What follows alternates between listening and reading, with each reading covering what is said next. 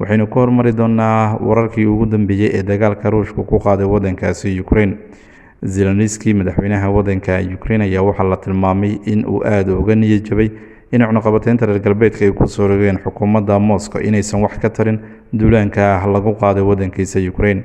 xukuumadda Moscow waxa ay shuruudo adag ay dul dhigtay kulanka u dhexeeya madaxda wadamada Ruushka iyo Ukraine. waqtigaasi ay jirto xukuumadda Ankara ee dalka Turkiga ayaa waxa ay abaabulaysaa wareeg cusub oo wadaxaajood ah oo u dhexeeya labada dal, Ukraine iyo sidoo kale Ruushka.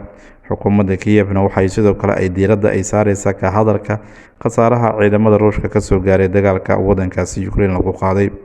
madaxa magaalada Mariupol ee go'doonsan ee koonfurta wadankaasi Ukraine ayaa weli waxa uu ka digayaa suurtagalnimada in xaaladda bini'aadanimo ee magaaladaasi xeebta dhacda ay u sare kacdo.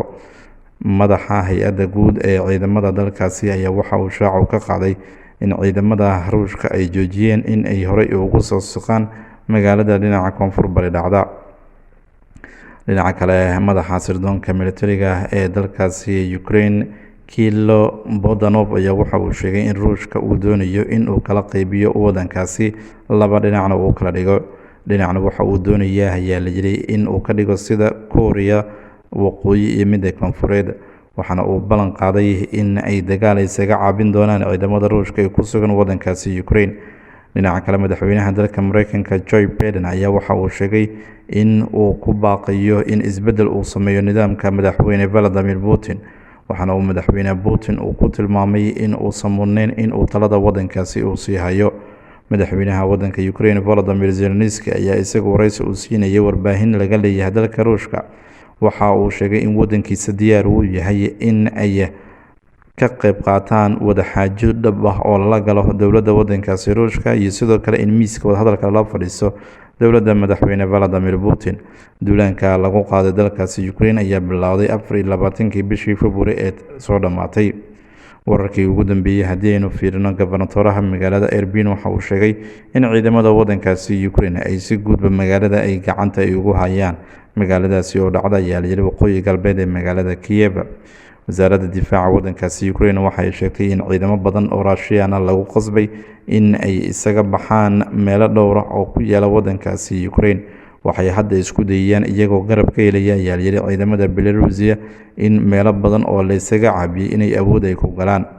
ra-iisul wasaaraha wadankaasi Jarmalkan waxa uu sheegayaa in ka badan 300,000 oo qaxooti Ukraine ah ay wadankaasi Germany ay gaareen, waxaana uu tilmaamay in uu ka dalbanayo wadamada kale ee Yurub in martigelin loo sameeyo dadkaasi dagaalka ka soo cararaya.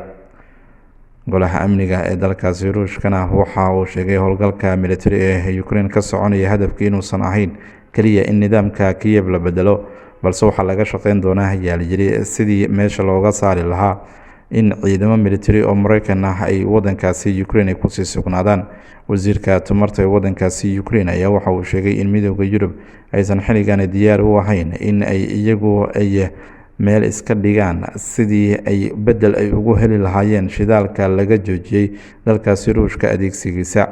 xukuumadda Berlin waxa ay dalbanaysaa Ruushka in uu bixiyo ayaa la yiri dhibaatada ka dhalan doonta gaaskaasi cunaqabateynta laga saaray, waxaana la tilmaamayaa in dhibaatada dhaqaale ee hadda Yurub kusoo wajahan ay noqon doonto mid ay damaanad qaadkeeda u yeelan doono madaxweynaha wadanka Ruushka Vladimir Putin.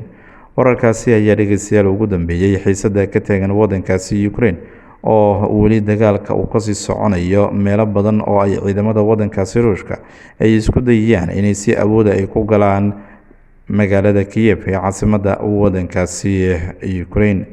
dhinaca kale, aqalka Kremlin-ka ee dalkaasi Ruushka waxa uu sheegayaa inaysan jirin wax horumar weyn oo laga sameeyay wadaxaajoodka hadda u soconaya Ukraine iyo sidoo kale Ruushka, waxaana lagu xiriyaa ayaa la yiri in dagaalka la joojiyo, balse dowladda wadankaasi Ruushka ayaa waxa ay taagan tahay ayaa la yiri in ay dooneyso in marka ugu horeyso la kala bedesho ciidamada labada dhinac ay kala haystaan.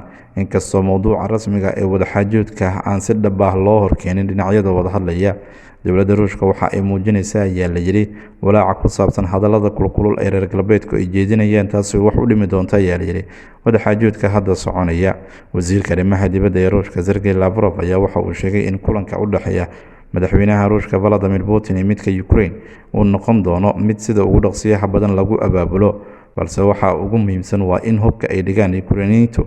Waxaa sidoo kale uu shaacu ka qaaday in dowladda waddankaasi ruushka ay diyaar u tahay heshiis weliba oo ay la gasho dowladda waddankaasi Ukraine.